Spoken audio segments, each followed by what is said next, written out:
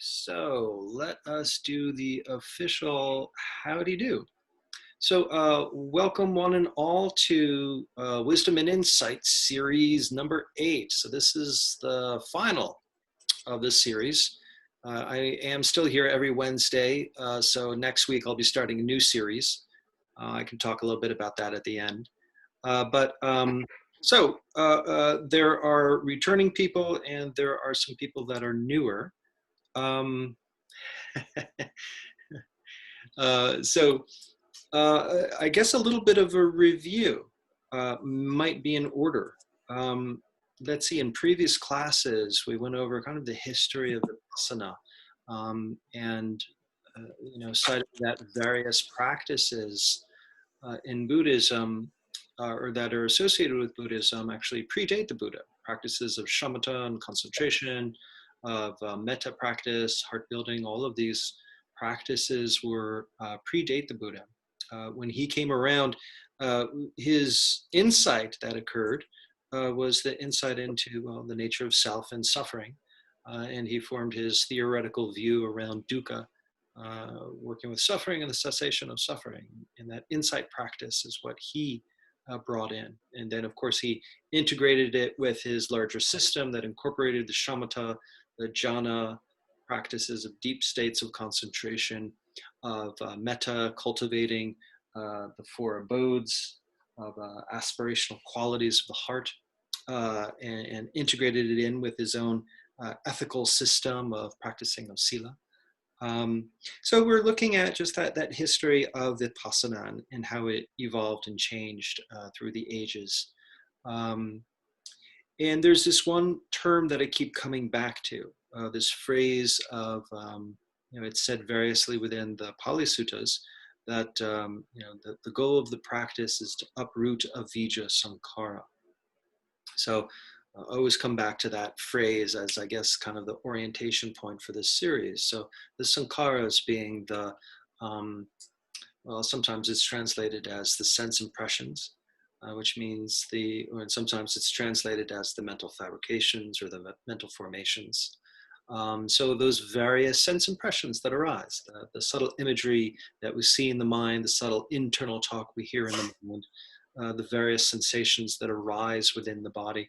I would hazard to say they're more emotive in nature because that has to deal with a selfing, so to speak, or drives that we might feel within the body. Um, they're all different ways in which we kind of ruminate our experiencing self and world there. Um, so the sankharas, there's the sense impressions, but also there's that sense of they can also be the sense imprints. These are they can stem from deep impacting experiences that also shape and form our views. And they also there's a dimension to them that implies there's something about how habits can form. So we can have habits in perception, habits in action that are goaded by what we're perceiving, ways that our perception is distorted and our behavior becomes driven. So Buddha talks about that, the sankharas as a significant aspect of our habitual suffering, our habitual stress, our habitual dukkha. So uprooting avijja sankhara, so sankharas, the mental formations that deal with habit, deal with habitual suffering. And avijja, that's the part where we just don't know it's happening. That's what I like to say is like the automatic or the autopilot identification. There's the thought that arises that comes in, and then we identify with it as true, as real. There's the impulse that arises within us, and we say yes to it, and we move forward with it. So a simple term we could look at is our reactivity.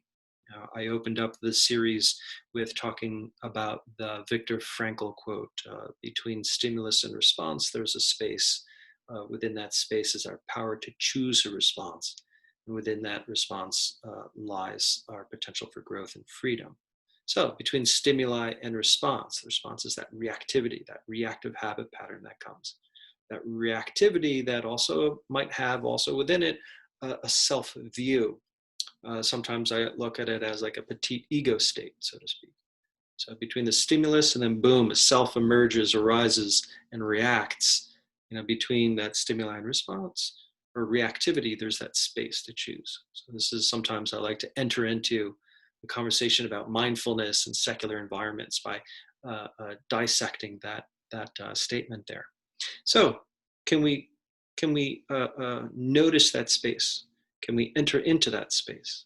And what is it that we can learn?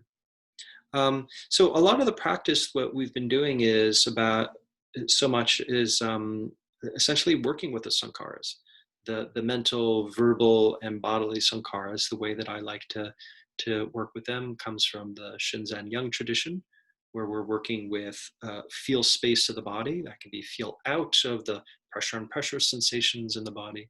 That can be the feel in or the sensations that are more emotive in nature.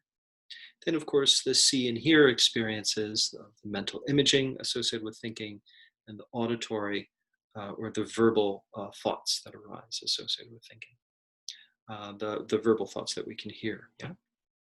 So a lot of the practice that we've been doing is how is it that we can cultivate this discernment that we can know our experience, we can know what is happening, and then how we can relate to it in a way where we're not reinforcing a habit so much, but letting go. Yeah. So a lot of that is breaking our identification, the disidentification. So then we started to talk a little bit about expressions of emptiness. Yeah? So in the Pali Suttas, emptiness is talked about in terms of the as an expression of not self, as an awareness release, as a meditative abiding. So the not self, there's this urge, this impulse, this reactivity, this um, a compulsion to identify with an emotion to create a mood state. And the more that we can kind of discern, okay, this is occurring, and we can break our identification, we're not going to sleep into that experience. The more that we can break that and just be aware of it's happening, that's that anatta, that's the literally not self. I'm seeing, oh, okay, that's actually not me. It's not a good idea. It's like, oh no, that's just the thought. I can allow that to pass.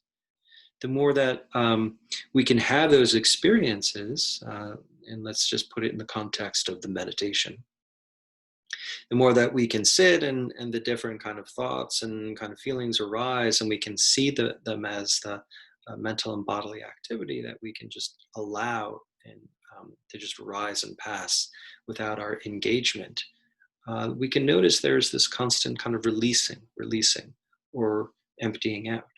So whatever this thought is, I can let go of that. No, there's this other thought, I can let go of that. There's this emotion, I can let go of that. So we can begin to notice a momentum of a releasing. So that's sometimes talked about as the awareness release or the emptiness awareness release. We're just kind of emptying out. And these are again, I'd like to just step back and say, a lot of these terms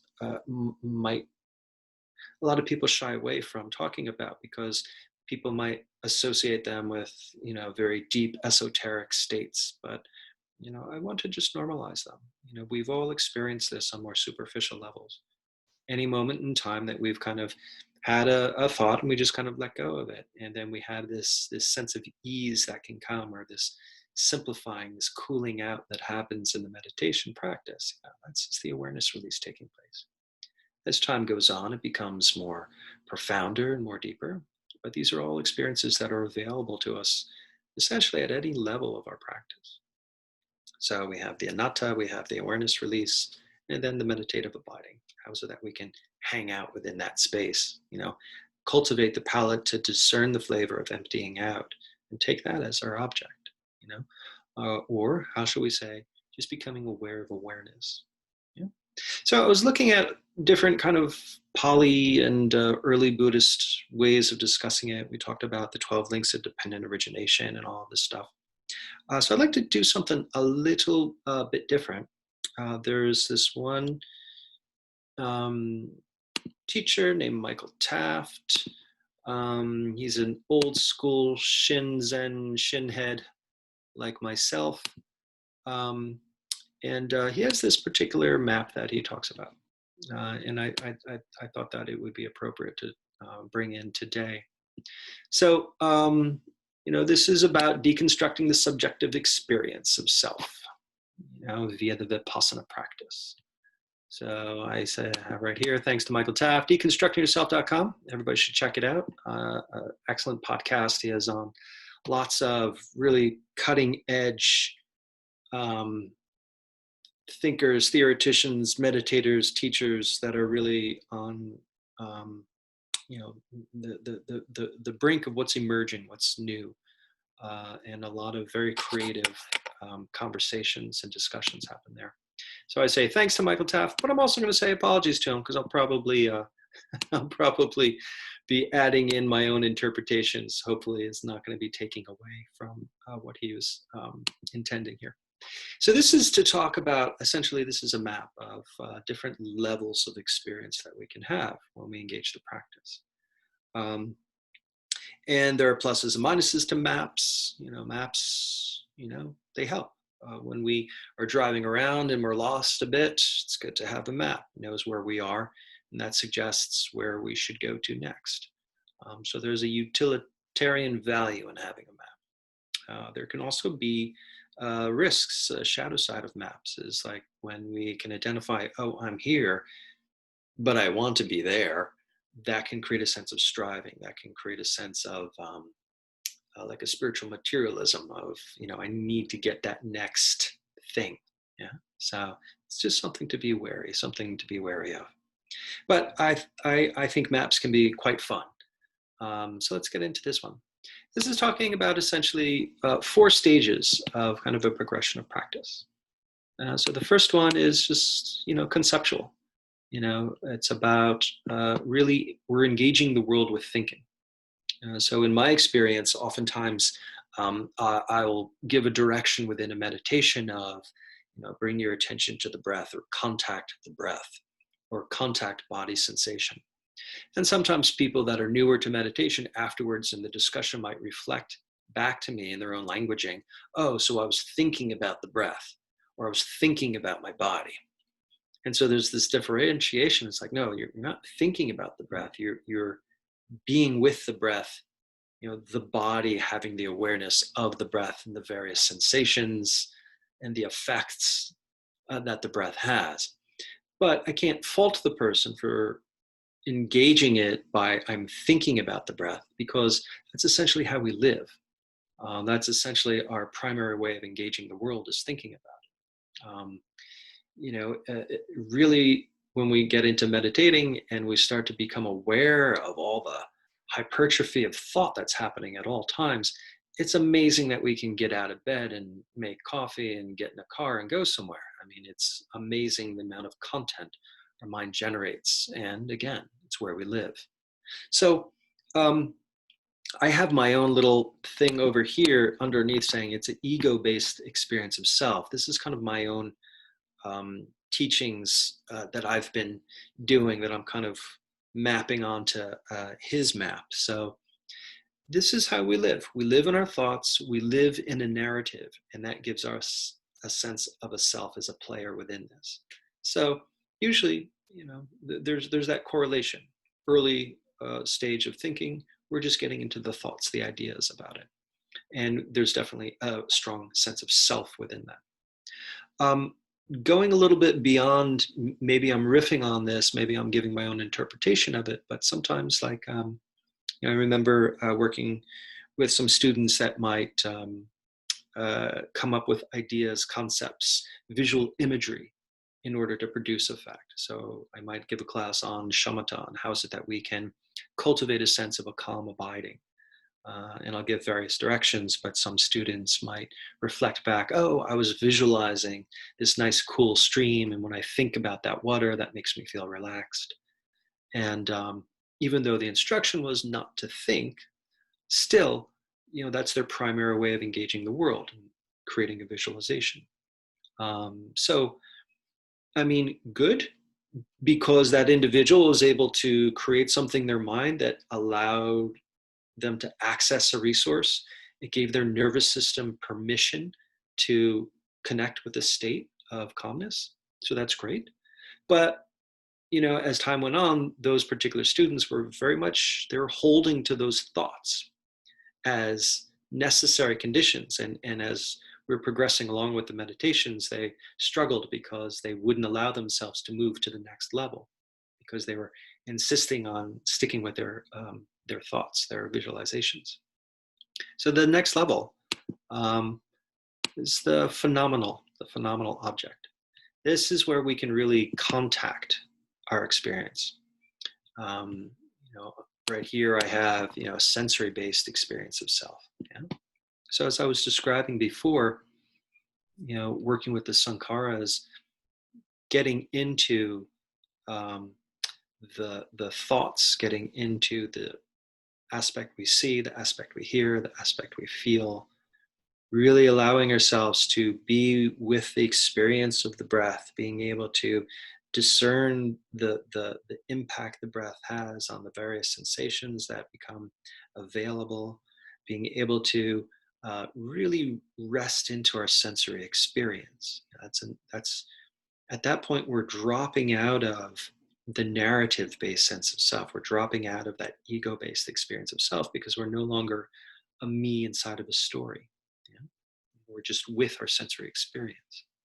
Now then, the more that we can hang out in that space and be with the breath, be with the body sensation, discern thinking as the imaging and the auditory component, and how they might begin to kind of bounce off of, fuel, or influence each other. And the more that we can slow down and rest into that, we can just get to this next level where we notice that, mm, well, there's a lot of flow, there's a lot of change that becomes available.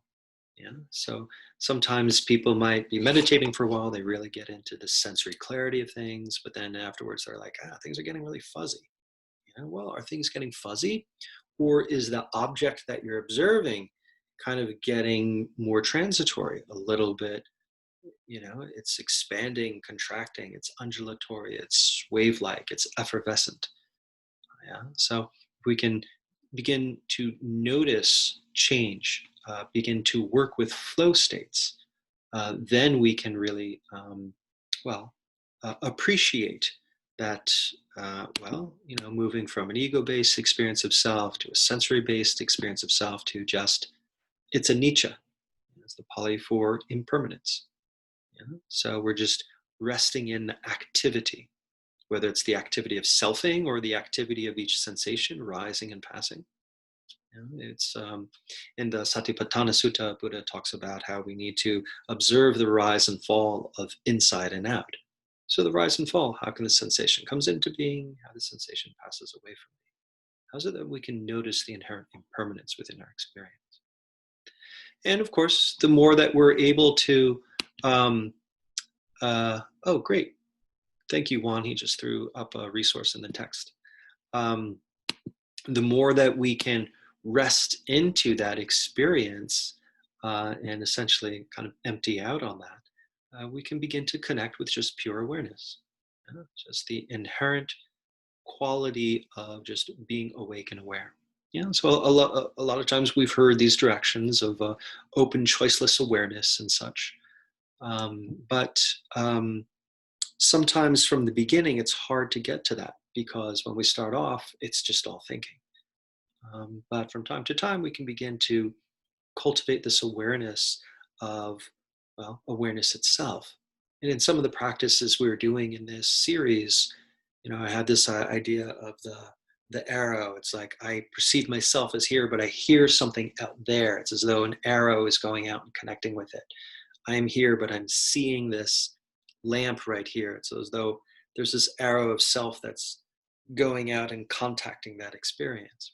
And within those exercises, it's like, yeah, within those sensory events where I'm kind of seeing and sensing and feeling, can I walk back down the arrow? What is it that's seeing? What is it that's hearing? What is it that's feeling? Can I be with the faculty of awareness itself?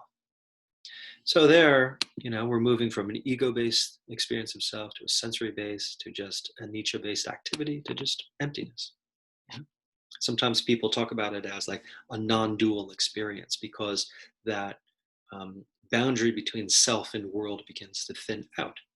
we're emptying out of that personality view, and at the same time we're emptying out of dukkha, we're emptying out of any fixation on stress. Yeah. So good. So I just wanted to talk a little bit about that there. So let's see how that relates to what was previously covered. Let's see. So we can kind of go off of that a little bit. Maybe I'll get off of the page here. Okay, good. So, okay, so Juan, you have a question there? How TAFs, or, oh, okay, that's your... So that was like the second lecture where Mike is describing a model of deconstructing the self, what Taft refers to as deconstructing himself, or stages of insight practice. And for those who've had experience with like Zen or Tibetan, I just threw that up there, that second talk about how those stages relate to the non-dual model. Yeah, excellent. Very cool.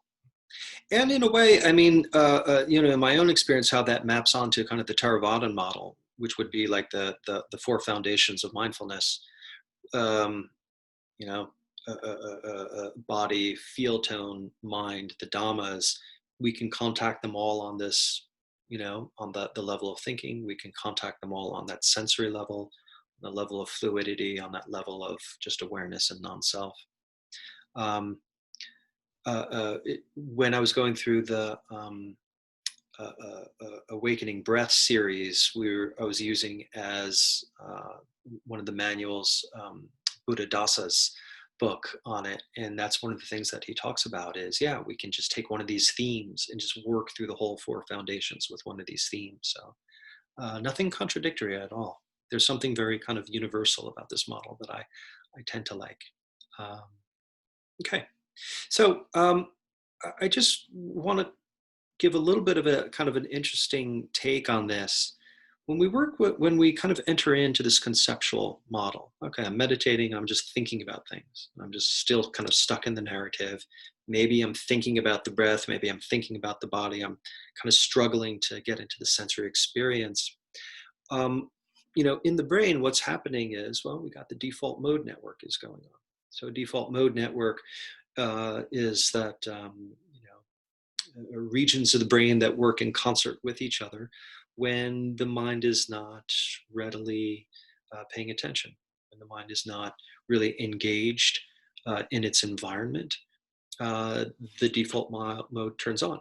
Now then, in contrast to the task positive network, different regions of the brain that turn on when we're engaged, when we're paying attention, when we're really focused on an activity. So the default mode network, it's inherently, we're just distracted. We're inherently thinking about the past, thinking about the future, rehashing old arguments, falling into like anxiety of like anticipating potential events that might happen in the future, how to plan, create to-do lists.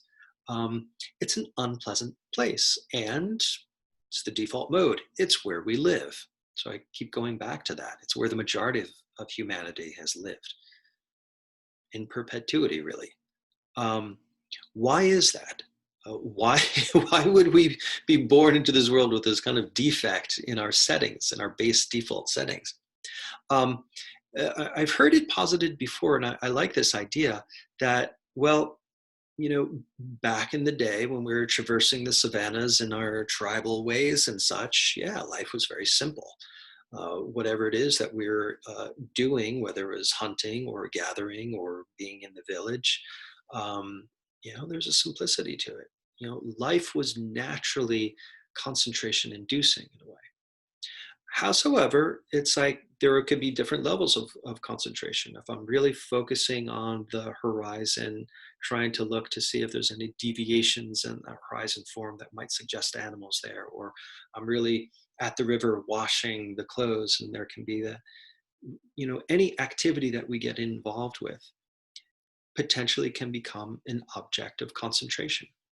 And when we really get into any type of activity, just even today, think of our language tells about this. Oh, where did the time go? Oh, I got lost in conversation, or I lose myself in the movie I'm watching, or what have you. When we really get ingrained in something, in an activity, concentration can turn on, and the sense of self can turn off. And we're just fused with the activity of the doing. So we have all of these petite liberation events that happen throughout the day, but we're just not there to recognize them. We're just not there to really be awake for it or appreciate it. So it's like, I think, evolutionarily, it's like, well, we can't really live in that space, because if we're in the space of like, oh, I'm totally attenuated sense of self and I'm just merged with the doing, I pull out of that activity. I'm no longer engaged with the activity, but if there's still that thin sense of self, we'll go around walking into doors and, stubbing our toes on everything. So it's like the brain needs to orient ourselves in space and time. So it's like when we pull out of concentration, then, memories of past, anticipation of future kind of happen subtly. And that gives us a subtle sense of me, gives me a subtle sense of I am. And then, time, space, all of that comes in. So it's this way in which we lose ourselves in an activity, we pull out, default mode network kicks in. It's like, oh, that's right, I'm me. I'm me, and I'm in this story. And this is all the stuff I have to do. My next activity, I get involved with the activity and I lose myself again. So it seems like that's kind of how we evolved, to have this kind of dissolving of self and reforming of self. But we're just not aware of it because of the avijja, the ignorance piece. Yeah. So that's where we lived, and maybe as we were traversing the savannas and living in minimal language early ways, that was an okay place to be. But as we're living now with this constant sensory content overwhelm, that default mode network is supercharged, and it becomes somewhat of a trap. So that default mode of being is very unpleasant for a lot of us. When we can look at various states of depression that people fall into, salient feature is the rumination just doesn't shut off. The assailed by all of the thoughts, the remorse of the past, the anxiety of the future, all of those things can become quite pernicious, and it's as though we're in a jail cell of it. So my particular feeling is that kind of evolutionarily, part of the awakening process is about maybe changing what that default setting is. If we can go into this, through the experience of really training ourselves to be able to go from, okay, the thinking conceptual stage into, okay, this is the sensory stage, this is the flow stage, this is the awareness stage, things are shifting. Yeah. When we allow ourselves to really get into the sensory stage, we're really building those skills of concentration, sensory clarity, equanimity. We can really know and understand a lot of the thoughts and feelings, and really gain that sense of space between stimuli and response. And we can have that awareness to make decisions. Like, maybe I'll kind of not say this. Maybe I'll just kind of keep that action to myself. I won't do that. Maybe it's more appropriate to do this in this time. Maybe it's more appropriate to be loving in this response. Maybe it's more appropriate to be forgiving in this response. Maybe in this state, in this condition, it's appropriate for me to move into an uncomfortable space where I have to act. But my habit of avoidance or hiding, that's what really wants to come up. Maybe I need to put that aside. So we can gain these skills to have different choices that can go against maybe some of the negative habits of perception and behavior that we've garnered throughout our life. When we get into really allow ourselves to get into the states of flow, that's, Shinzen likes to talk about that as like the process or the flavors of purification. It's like and again, these are all experiences we've had on a superficial level. One moment there's an itch, maybe I should scratch it, maybe I'll hang out and observe it. And then, oh, it kind of breaks up, becomes kind of fluid, and then dissipates. Wow, well, there you go. Something just went from an idea to a sensory experience to a flow to dissipation. That's great.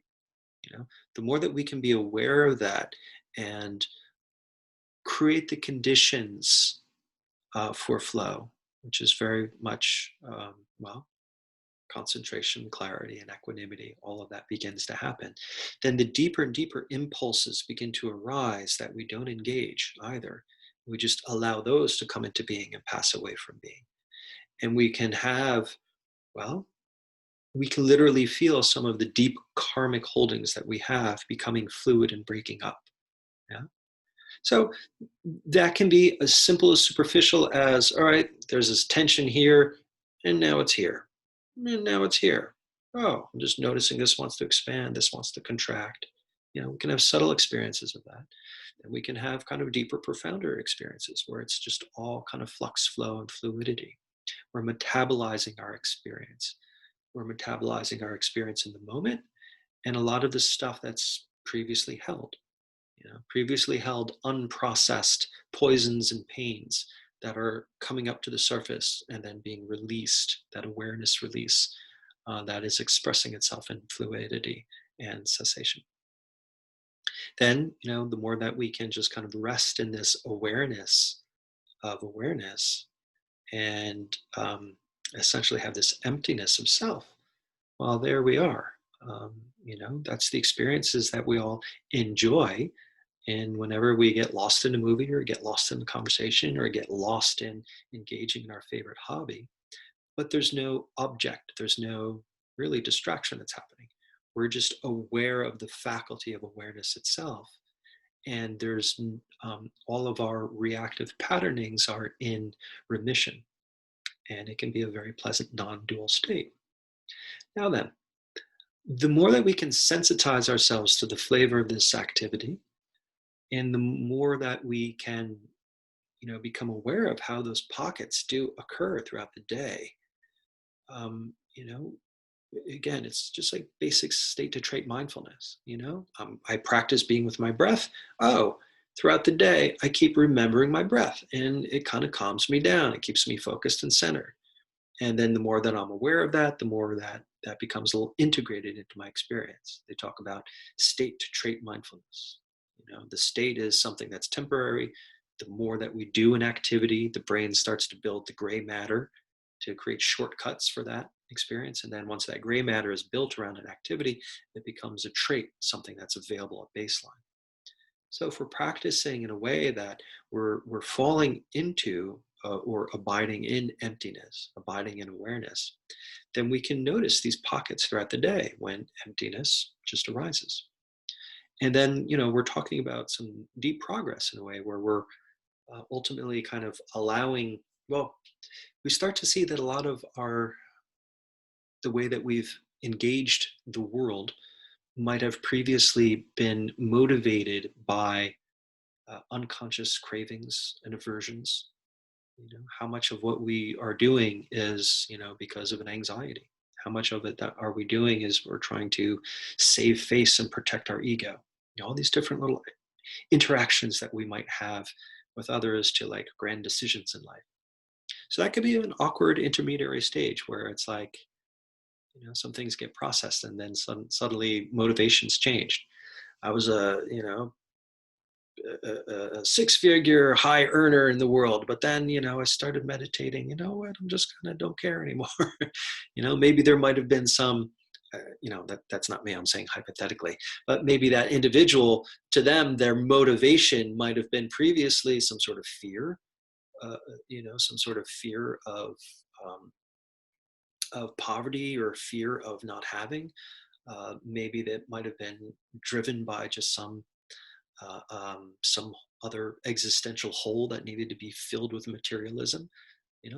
Maybe that bit, that want, that craving, aversion was metabolized. Then they get up and it's just like, you know what? I have no interest in this rat race. So sometimes we can process some experiences and then our motivations change, and it could be this awkward intermediary stage as kind of a lot of our dukkha-based personality view starts to kind of go into remission, and kind of the emptiness or the awareness starts to take over. Um, that could be an awkward phase, and yeah, it's good to have support when people go through that. But ultimately, um, if that can become something that's a more available at baseline, then we're shifting kind of what our default mode is, rather than the default mode being the default mode network, where it's distraction, constantly one foot in the past, one foot in the future, anxiety, uh, uh, uh, um, embarrassment, loss. Rather than existing in that place, it becomes more available to exist in a place of openness, pliancy, open system, open to resources.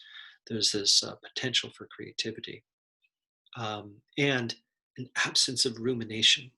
And I think that's a significant thing for most of us, to be able to have that ability to just step outside of our heads and to be able to just be with the moment.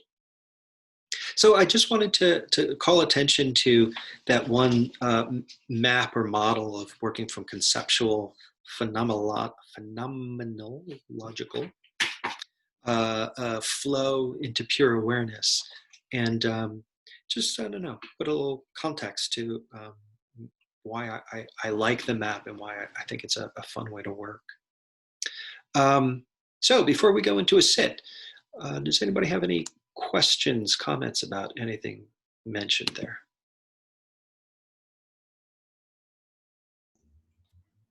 So Hey, I'm guessing that that map is not like a perfectly stratified, right? Because I'll feel like usually what I experience is like a confetti of that, of like various states instead of like little ribbons of like, oh, then you're in this stage, and it's just like all cut up and it's happening, Mm-hmm.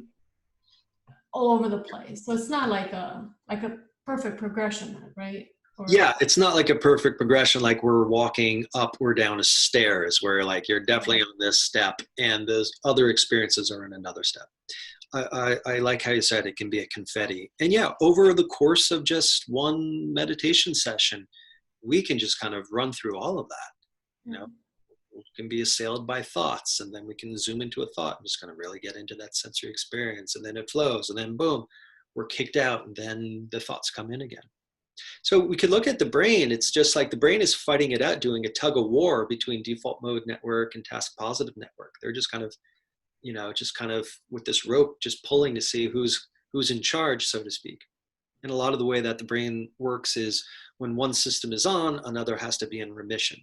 So it's kind of like traffic pattern: green light, red light. The different traffic patterns can go. So those two networks, they kind of work that way. For one turns on, the other shuts off. And then one turns on, shuts off. So a lot of times in meditation, that is happening. And then we can have this experience of, oh, I'm totally, resting into the depth of this experience. I'm penetrating into the oneness. And then, oh man, you know what should I have for dinner? Boom, we're just kicked out. And then we're just all over the place. Mm-hmm. Fall back in, get kicked out.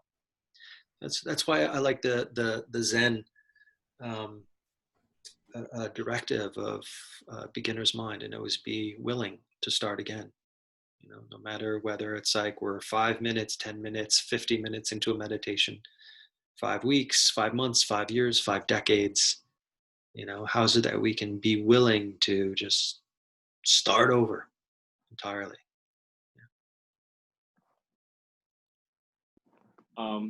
So when it comes to something like watching a movie and you're so into it for 2-3 hours or however long it is, are we calling that flow state at all? Or is that maybe something where you're just more unconscious of what time is? You see where I'm getting at? Yeah. So there can be definitely that loss of self, but it could be a loss of self that's kind of based on distraction, based on a lot of avijja, ignorance. We're just kind of lose contact with ourselves. But still, it's kind of a desired ego side in a way, because we're stepping outside of our experience. For the longest time, I had that as going to the movies as a formal sitting practice, because I wanted to watch that experience of, I'm sitting here, I'm in my posture, the movie would start, and I would take it as a strong determination sit. I would be like, I'm not going to budge one muscle, no matter what, for the duration of the movie. And I'm going to try to not lose contact with my posture as I'm observing the movie. And I would notice like, oh, okay, kind of the body is kind of attenuating, flow states are attenuating. I'm also engaged in the movie. So I was very curious about that experience of potential loss of self that could happen. So it was just essentially me just going into kind of flow states and doing a strong determination sit while watching a movie. My friends hated it because I refused to pass the popcorn, and I was just no fun to watch movies with. But hey, I'm fine being the buzzkill. So watching a movie for the most of us, it's just distraction. But there is that loss of self that happens when we allow ourselves to fall into it. But you can take it as a dedicated practice to really observe those moments where you're really engrossed in the movie, when you kind of pop out and kind of looking at your watch and like, oh man, that's a plot hole right there. There's ways in which we kind of pop out of the movie and then default mode network kicks in. We're aware of self and world. If you could take that as an object of focus of like the sense of I am while you're watching the movie, that could be a very interesting way of working, because then you can get into this place where you're totally watching the movie, totally having this kind of just empty awareness of self, but be very awake in the process. That can be an interesting thing. It's a little complex because, when we meditate, we fall into fantasy planning daydream and we go to sleep in that. And what is a movie? But it's just, an externalized version of fantasy planning daydream. It might be better if you really want to look at that, emptiness that can happen in daily life. If there's a habit that you engage in or an activity that you engage in that you like. You said last week that you're a musician, yeah? Yeah, okay. I play music. So that might be that might be a better opportunity in a way. And maybe you're probably aware of that too, engaging in flow states as you're playing music too, because there's that you're fully aware in an activity that you're engaged in. Now then, is there some awareness that can pull back? Where's the I within this? Right. Because there can be you're just there with the music. If you're playing yourself, if you're kind of playing with others and you're kind of bouncing off of and listen to each other, there can be this very allocentric sense of self, where your sense of self is really kind of like interacting with the environment, but this thing here is thinned out a bit. But there's the joy, there's the awareness, there's the presence there. If you can just add on as you're playing your music, just some awareness that can pull back into just the faculty of awareness itself, then the playing of the music can be very much a formal practice of liberation as well. Yeah. Mm-hmm. Wow, that's cool stuff. Yeah, it's all available. It's all available. And so, the formal sitting practice, that's the microscope over the petri dish. Now then, once the bell rings and we get up off the cushion, what part of that can we take into life that we can start to thread? So, I encourage everybody to find daily activities that you can turn into a kind of a formal life practice. So if there's a hobby, something that you enjoy, allow that to be your thing. For the longest time, I was a fine artist. And when I was young, I spent many years just kind of locked in my room, and I'd just be at the drawing board drawing for hours and hours and hours prior to getting into meditation. So I think that I cultivated skills of stillness, single point focus and stuff prior to like sitting on the cushion. That helped.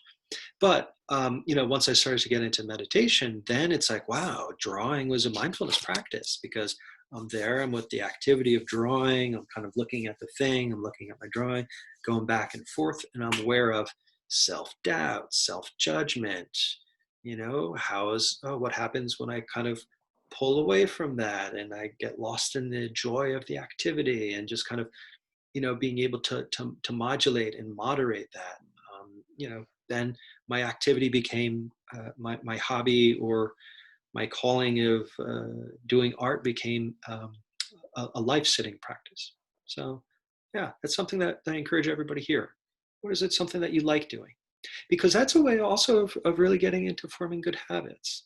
It's not about like, sometimes we talk about sitting, about discipline and will and stuff like that. Well, I think it's a lot easier if there's joy in the practice, something that we enjoy doing.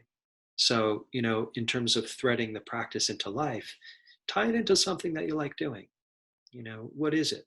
Is it playing music, playing art, sewing, knitting, um, gardening, whatever it is for you. Of course, I'm picking out all these very solo activities, playing team sports or just engaging in conversation, whatever it is, find something. Okay, cool. Thank you, guys. How about we do a little sitting, yeah? All right. Allow yourself to come to a comfortable upright position.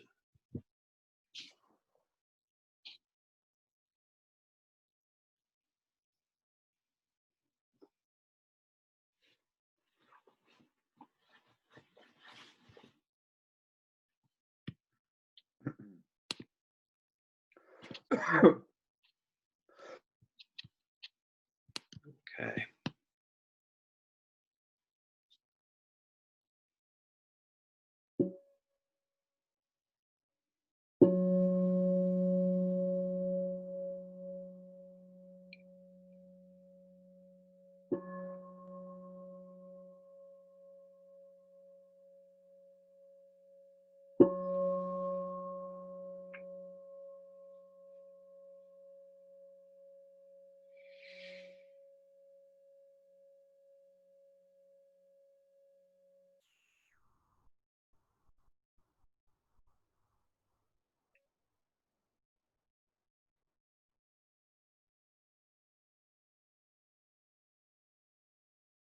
Allow yourself to straighten up and settle in.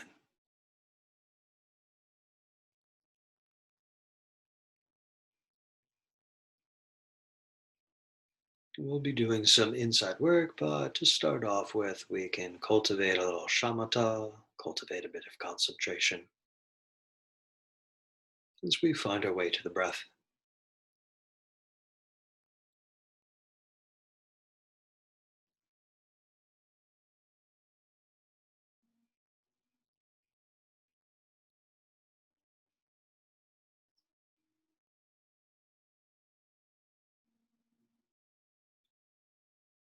Noticing the in-breath, the top of the in-breath, the out-breath, the base of the out-breath.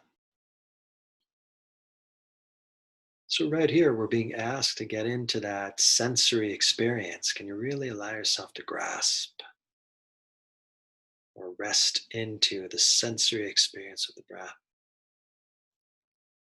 There's this simple contact with anchoring our attention in the part of the body that's breathing, be that the nose, the throat, lungs, belly. And then it could be the pleasant hedonic tones or the pleasant feel tones that arise associated with breath. The in-breath may have a pleasant tone and energy, a joyful quality. Top of the in-breath may have a wakeful, pleasant fullness quality. The out-breath may have a relaxation response and emptying out. The base of the out-breath may have a contentment, a settling, a peace. Whatever it is for you, notice all of these nuances of sensory experience of the various stages of breath.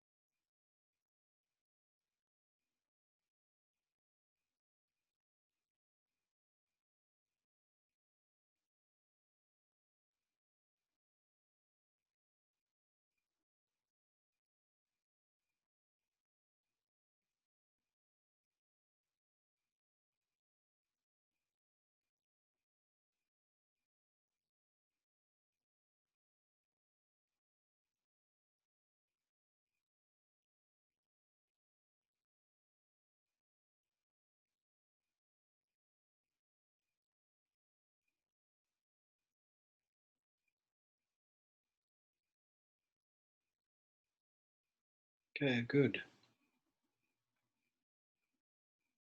So we can open up this peripheral awareness to just observe the rest of the body, the various sensations that rise and fall.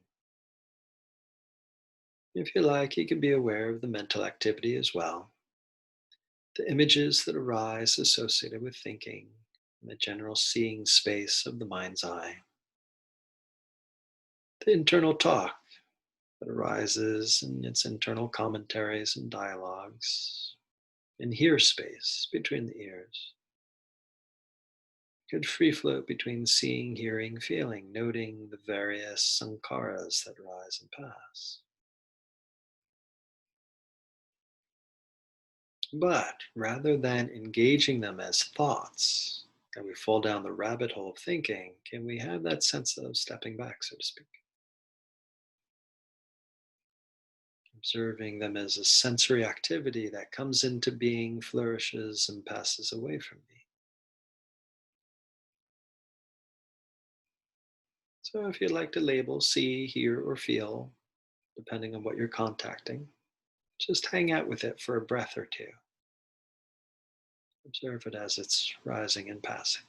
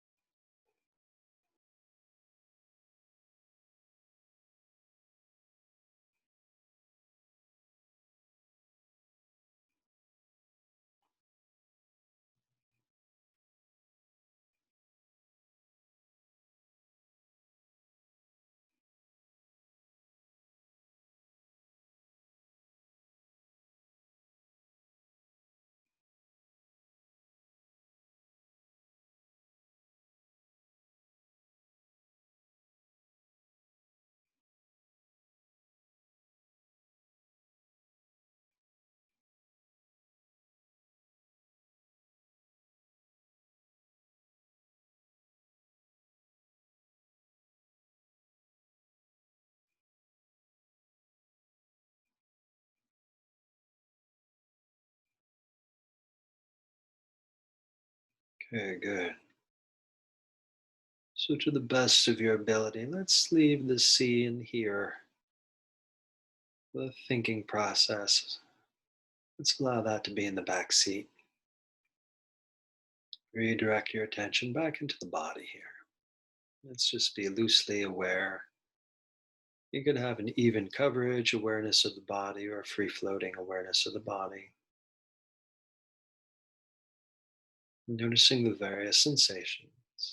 We incline ourselves to notice any rate of change. If a sensation wants to rise, come into being, expand, move outwards, allow it. If sensation wants to contract, pull inwards, collapse, pass away from being, allow it.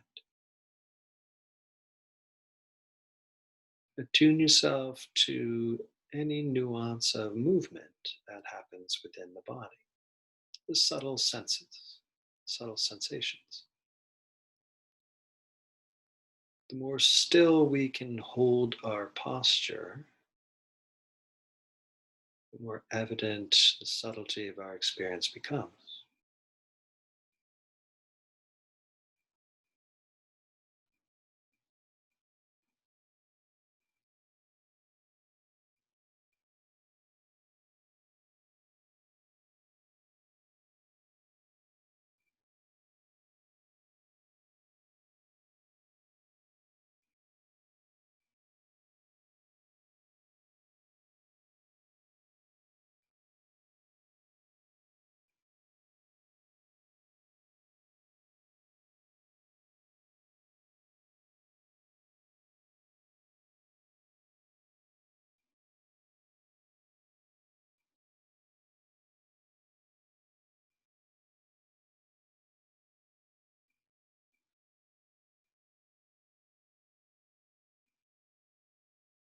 In particular, if you would like to just focus on the themes of expansion, contraction, both occurring at the same time, or maybe none of that is happening. You could even use those as labels: expansion, contraction, both, or none. It doesn't have to happen, but just allowing yourself to be open to the possibility of noticing qualities of flow.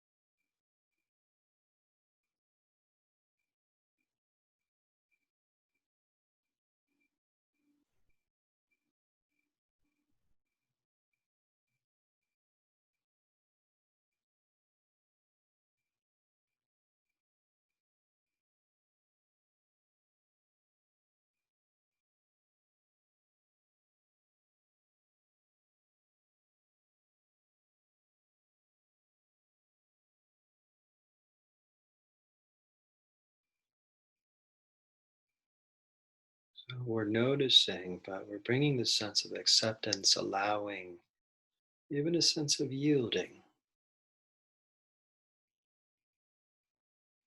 Just like the car that merges into traffic yields to whatever is there before it.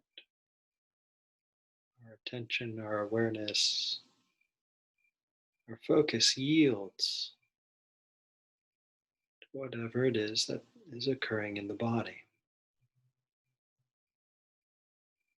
Something wants to move outward, expand, allow it, yield to that activity. Something wants to contract, pull inwards, allow it, yield to that activity. Imbuing it with kindness, equanimity, acceptance.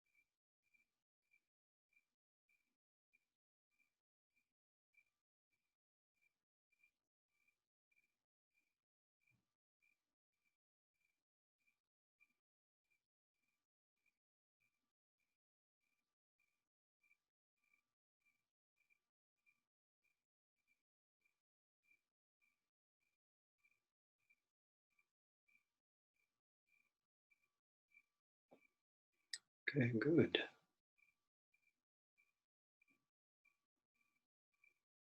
You can either let go of that activity or just allow it to just passively occur in the background. And can we contact with our attention, just the faculty of awareness itself? Whatever that thing is that's behind the eyes, between the ears, that sense of wakefulness, brightness, alertness, awareness. Can you just contact it? Hang out with it in whatever way it makes sense to you.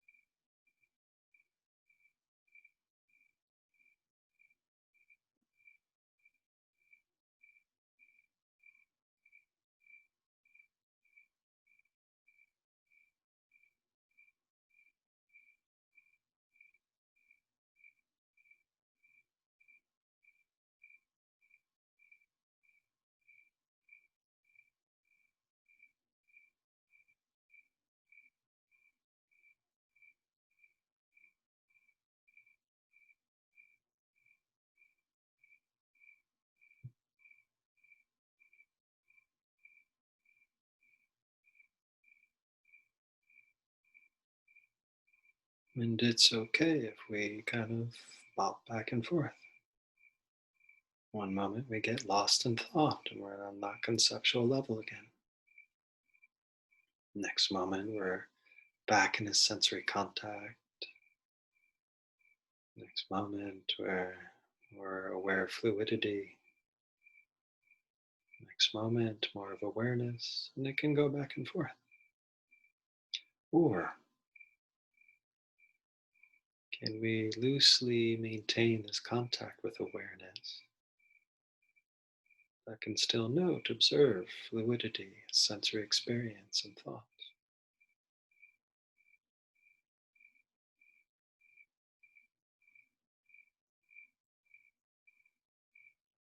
And the faculty of awareness just bear witness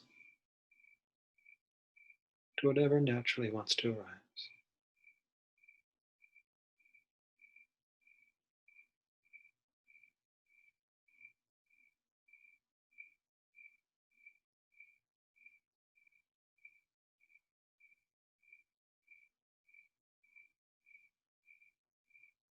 In the last few minutes, if you like, you could just let go of all of it.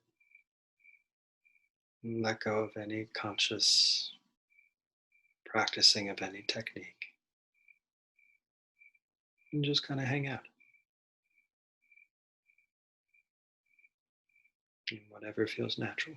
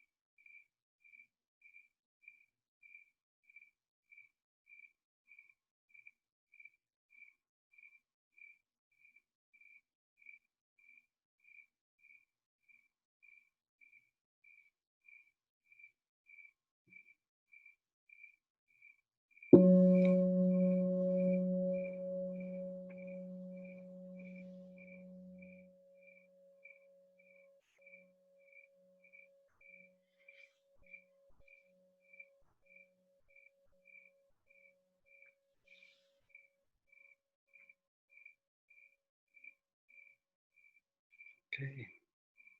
At ease.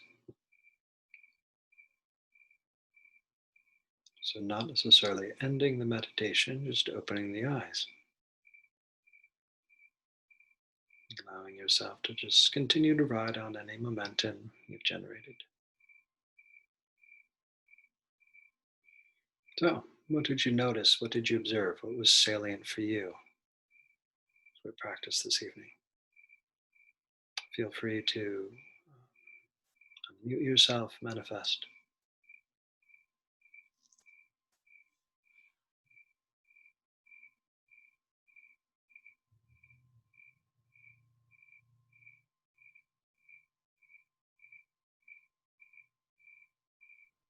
Mike, I have a question.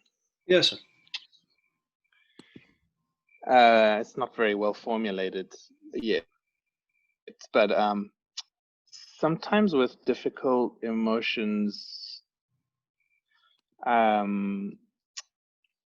with meditation training, difficult feelings arise. They may not feel helpful, and we think it's something to calm the body and work with, and this is something else acting. But sometimes those feelings are sort of calls to do something new, a new behavior that you haven't done before, and that energy can, even though it's really uncomfortable, could be used for a change that's good. And I don't know if you have any thoughts on that. Is there a question in there, or just something that you're noticing is there? Yeah, I guess the question is that the idea to calm it may not always be the best choice, because working with that energy, as uncomfortable as it is, could bring about a change in the world that you needed to do, something you've avoided, you feared something, and this discomfort you then suddenly use and spontaneously do something, as opposed to calm it and let it cease. So I don't know if that strikes you as a contradiction, or if I just don't see it in the right way. Oh, that's a very interesting thing that you bring up. So, if I understand you correctly, sitting meditating, sometimes there can just be this strong motivational energy that can arise, for lack of a better word, for goodness. Some strong motivation to take action in a way, um, for your well-being, for others' well-being. As you were saying, maybe engaging in a new habit, a new behavior, or making some sort of change. Yeah, is this what you're pointing towards? Yes. So I have in mind, think of an example. You have an unpleasant boss or something at work, and they keep activating you, you get agitated. And actually, instead of calming yourself, you realize, using meditation, you calm it, you dispel it. But actually, at some point, that energy may be used to draw a boundary, or to say something, to speak up, or stand up for yourself, or something like that you may not have done before. Hmm. And the calming of it and dispelling of it may not have served you before. And so it's a weird thing I've been thinking about. No, that's a good point. So, within the shamatha, that's the quality of the calming down. Otherwise put, I mean, as you're engaging in the meditation and that motivation, that feeling arises, can you allow yourself to have a complete experience of it? Just really be with that energy, be with that motivation, as long as it's really there, and pay attention to it. Um, a few different things come to mind. The more that we can really be present with that motivational energy, the more inclined we are to remember it when it's appropriate, the time. So, for example, if there's a hostile work environment, and the proverbial boss is acting out of line and maybe kind of abusing his power in a way, there might have been previously all kinds of other motivations of, oh, I got to take it, self-preservation, job security, I need to kind of eat my words, not do anything. um, and maybe in the meditation, that experience can arise, and maybe there's a part of us that can feel the fear, trepidation, and fully metabolize that. Mm. And then what's left is the, oh no, this is not right, I need to say something, I need to do something. And maybe there might be like a strong flavor of reactive emotion. Can we have a complete experience of that? And then there's the motivation of like, oh, actually there's a balanced way of kind of doing this, that's, all of the suffering component, the dukkha component, has been metabolized. So you know and by really paying attention to that whole, all of those events and all those experiences, and allowing that motivational energy to be there as long as it wants to, in a way, it's like, kind of a future, sometimes we talk about in EMDR, like future templates, oh, there's an experience that I anticipate. Oh, okay, we kind of, experience that. In a way, we're kind of clearing the blockage. So then, when time comes, you're at work, and then the boss kind of shows up and does his thing, um, that the reactive pattern of whatever we were doing before that was contributing to our suffering is not there. And maybe we're more clearly, in a non-suffering way, available to just say or do what needs to be done. I remember when I was I started meditating early on, and I remember, well, yeah, being in school, and there's this one teacher that would just blow up at all the students all the time. You know, she would take out all of her anger on the students, that many teachers are prone to do. And I remember I was a very timid and jumpy kid, and it seemed like she really kind of got fueled by experiencing the children's fear. And so for her, I was a very easy go-to. She would kind of slam her fist or kind of yell and scream, and I would kind of jump and recoil in a way. So she would always kind of lean into me a lot. And I remember one evening, I was sitting before bed, and just this upwelling of fear and terror kind of came up that I just kind of sat with and just kind of allowed, and it just kind of played out. And then, just kind of a recalling of that teacher kind of came up in my mind. And there was also this kind of something akin to what you were saying there, Matt, this sense of kind of my sense of kind of well-being and really kind of deservedness of being okay and not taking on this person's energy just became very salient. And I remember the next day in class, she just got really, really angry and she flipped out. And she walked by my desk and she kind of slammed her fist on my desk and she really leaned in and yelled at me.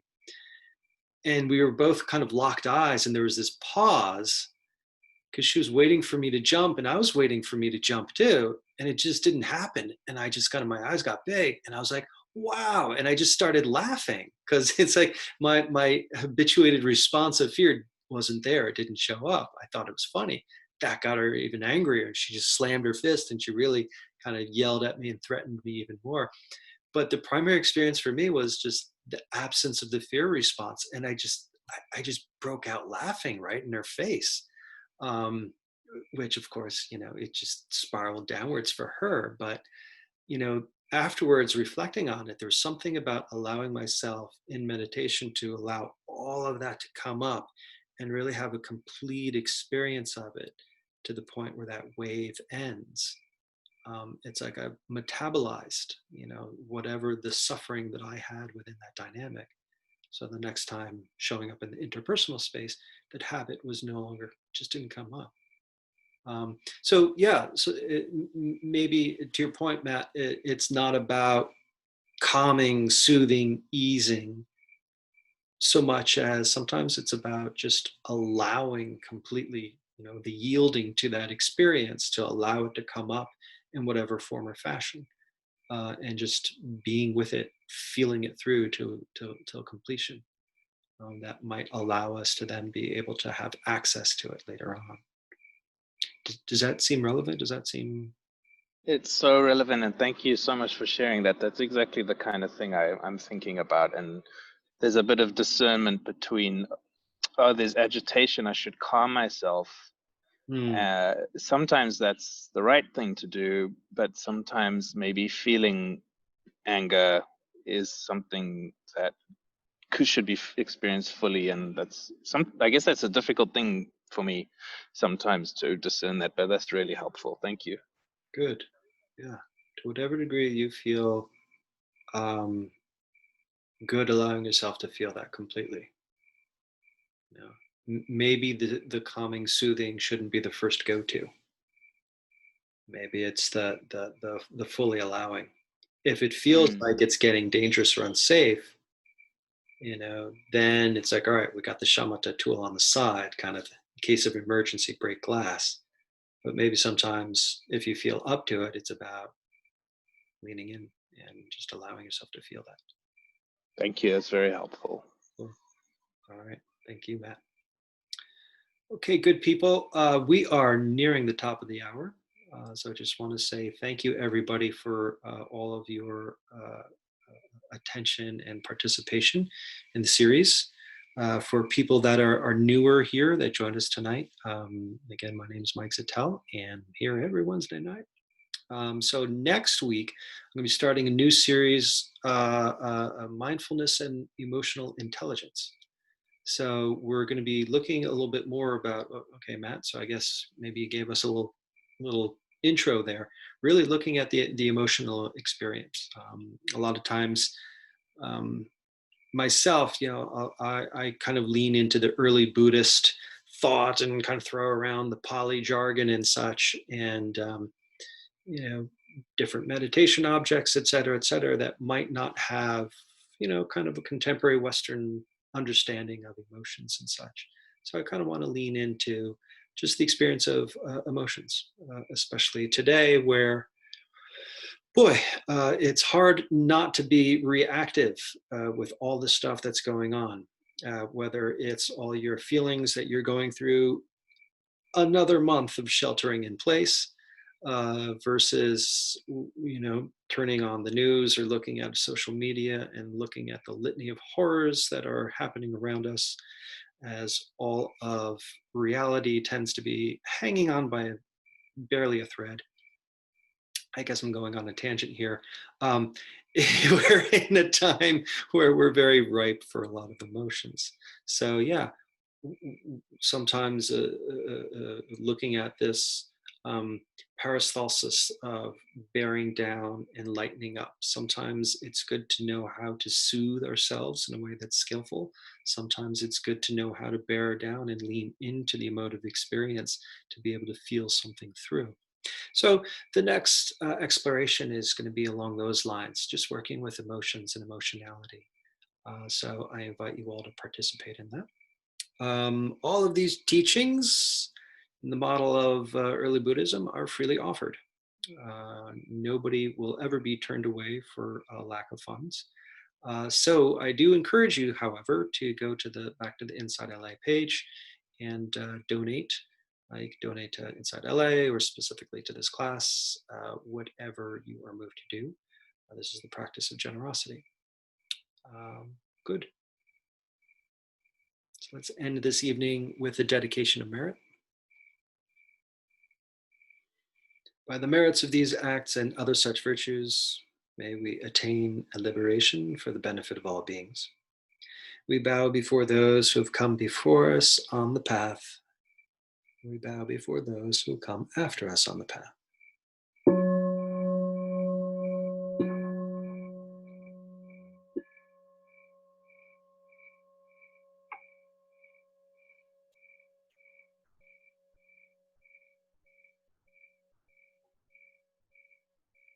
Okay, thank you very much, everybody. Have yourselves a wonderful evening. Thank you. you. Have a great one. Thanks again, Michael. Thank you. All right, thank you, everybody. Take care. Not everyone. Thanks, everybody. Thanks, Mike. Thank you, Nicole.